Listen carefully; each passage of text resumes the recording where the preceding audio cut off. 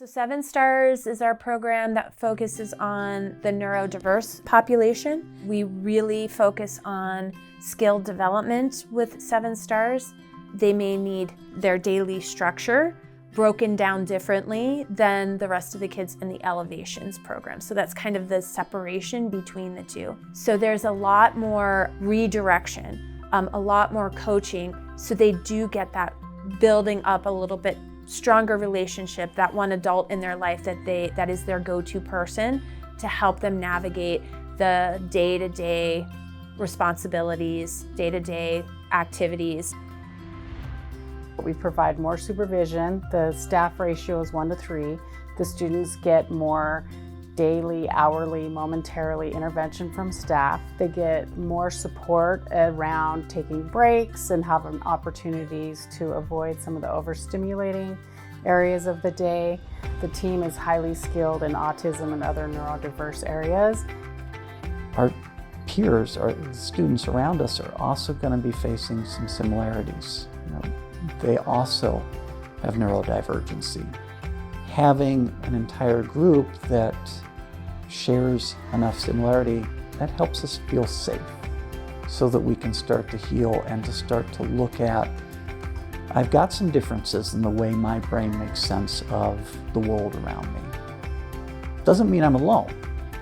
It just means that I have to understand those ways as best as I can so I can make my way in a world that might not completely understand that, and find my village of those that do, and my own workarounds with those that don't.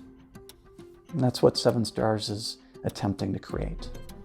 I think it's really important to look at these kids holistically rather than through a very specific lens or modality. And so that's where I really feel the benefit of the collaboration is that we can really see overall how is this student functioning as a person, not just academically, not just as a person who needs to work on some therapeutic things, but just overall as a human being, how are they doing? And I think the value for me is really seeing that, like, I may have a kid who's struggling in school and it's stressful for me during the day, but then they go in the dorms and they're such a leader in so many ways, or different things like that. For me, the best thing that we can do for these kids is know them as people first. And so understand their interests, their strengths, their desires, their wants, and then work in a framework around that, because we want their buy-in. We want them to see the value in what we're doing. We're not trying to strong arm or force kids to do anything, but to really help them understand the value of why it's important to their life. You know, asking those intentional questions about, I really do care and I really do want to get to know you, so tell me about that, or building that, relational aspect of it so it does feel safe, that when those hard conversations come, there's already a trust there, and that it's not just immediately just deflected and reacted to. The best thing we do is just take a lot of time to really get to know them, not through the lens of treatment, but just who they are.